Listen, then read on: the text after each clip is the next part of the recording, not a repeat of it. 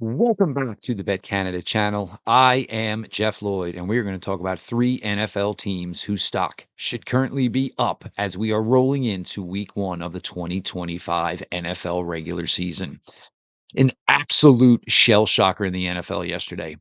The Dallas Cowboys, maybe a drunken haze, trade away the best asset they have, Micah Parsons, to the Green Bay Packers.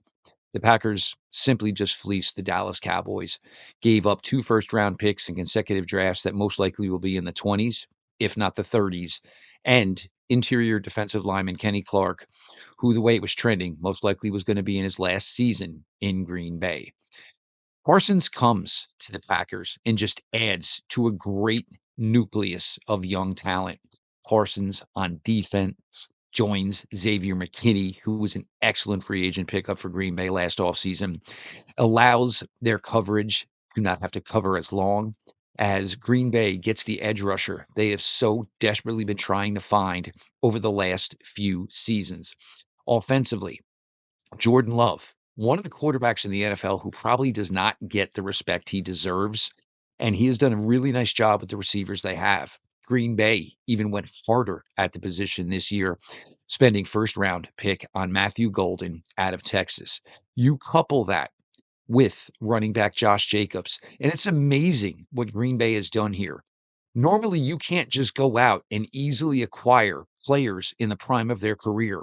And Green Bay has done it with Josh Jacobs, with Xavier McKinney, with Micah Parsons. Nobody really seems to want to talk about it or necessarily give Green Bay the credit that they deserve. This team is locked and loaded. They are, however, going to be in the most competitive division of all of football this year in the NFC North. We know what the Lions are. Minnesota should be able to transition from Sam Darnold to JJ McCarthy. New head coach in Chicago, which should tap into all the potential that is there with Caleb Williams. Green Bay understood the depth of the NFC North, understood the competitiveness of the NFC North, and they went out and didn't necessarily go all in because they didn't go all in on what they gave up to get Micah Parsons, but they went all in by getting one of the NFL's probably top 5 overall players and basically did it without much competition whatsoever. It just seems like Dallas negotiated with one team and poorly negotiated. The Green Bay Packers are absolutely a team that has not gone from being a contender in the NFC. They have probably gone to a favorite level in the NFC. If I were to guess right now, my belief would be your NFC championship game this season is the Philadelphia Eagles and the Green Bay Packers. Now, teams can trend up for several reasons. Maybe talent, maybe just kind of changing things around, maybe getting rid of the bad and bringing in some new. And if you want to talk about a team that has really done that this offseason, certainly the New England Patriots. One of the most difficult things that was ever going to be for the Patriots organization was going to be the ultimate shift from when Bill Belichick was gone from that organization and then transitioning into a new era. And obviously, it was difficult in the beginning for New England, but they found somebody who desperately wanted to get back into the head coaching game and desperately really felt strongly about the Patriots franchise. Mike Vrabel goes back into that organization where he was such a huge part of setting the culture, the winning standard, bringing home Lombardi after Lombardi, being a guy who was selfless, not just playing a strong defensive end position for the New England Patriots for all those years, but also finding a way to contribute as a reserve tight end and turned out to be a really integral weapon. If there's anybody that understands what sacrifice for success within the NFL as a player is, that's Mike Vrabel. Tennessee, he was solid. And then all of a sudden, Tennessee decided they can't run their organization, which kind of ended up with a lot of people pointing the finger that Mike Vrabel's coaching ability wasn't what it was. Well, he was another guy that went in and got the roster built up quickly. Drake May is probably a quarterback that is going to fly up rankings this year. Had a really good year as a rookie. Most people didn't pay a ton of attention because the team overall was not that good. If you want to make Drake May look even better, you bring in a star wide receiver. And what Stephon Diggs has looked like so far this summer, coming off of ACL injury, has had a lot of people scratching their heads. But he's there and he is getting it done. And a player like that, we saw what he did for a young Josh Allen as Josh Allen was going from good young quarterback and then became great quarterback. I believe Stephon Diggs could have that same type of effect for Drake May. Travion Henderson has been an absolute star thus far this summer. Zero surprise to me. He can run the ball. He can catch the ball.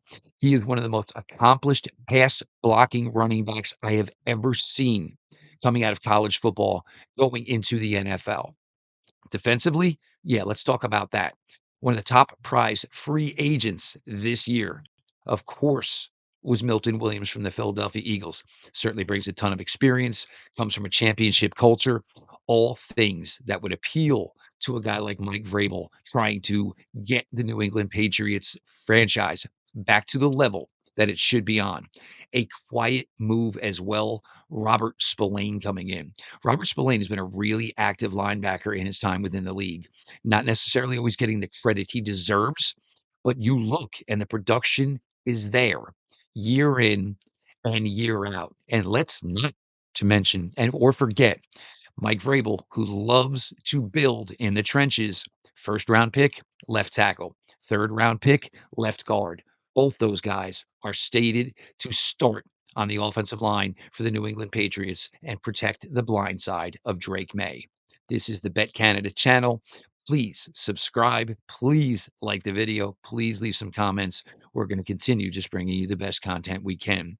My third team that I think the stock is up for is the Cleveland Browns. And I'm not going to sit here and give you some wild anecdotes that I think the Cleveland Browns are now going to contend for the AFC North or maybe even contend for a playoff spot. But this team last year that finished 3-14 was in a terrible, terrible way. And I can't even stress that enough. The way I just worded that might be too kind. Miles Garrett, the star player of the team, was disgruntled, was aggravated, agitated.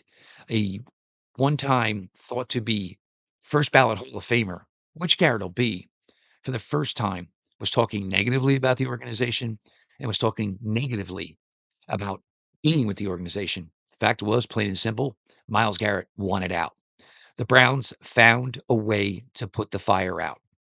It cost them another extension for Miles Garrett, which most people don't understand. The Browns were ready to repay Miles Garrett again, but they got Garrett satisfied. And all of a sudden, things started to pick up a little bit. Joe Flacco coming back and easily winning the starting quarterback position has smile on players' faces again, has the juju of that team back again. He, David Njoku, have a great relationship. Two South New Jersey boys getting together in Cleveland. Njoku was fantastic in 2023 with Joe Flacco at the helm. The overall persona of the team and just basically the attitude of the team is back. You couple that with things like the offensive line, which was such a dominant part of the Cleveland Browns' success in the early 2020s when they went to the playoffs after the COVID year, and certainly in 2023. Everybody's pretty much back, and most importantly, everybody came into this season healthy and is currently healthy as we trend to week 1. The Browns should be able to get back to running the ball, which allows them to control the clock, which allows them to get their defense the rest it needs. And let's talk about that defense. That defensive line runs 10 deep. And the thing, and certainly which fits in a Jim Schwartz scheme, is that all 10 defensive linemen on the Cleveland Browns have ridiculously good, above average pass rushing ability. Jim Schwartz doesn't care about coverage. He does not want the opposition's quarterback to ever throw the ball. Sack him, put him in the ground, cause fumbles, make the defensive back's life easy. And the way it was structured and the way the Browns did it through free agency, what the development path has been for the Browns, they have catered this defense 100% to Jim Schwartz's strengths. Three teams in the NFL right now heading into week one whose stock is up. I am Jeff Lloyd. This is the Bet Canada channel. Like the video, subscribe to the channel, and stick around.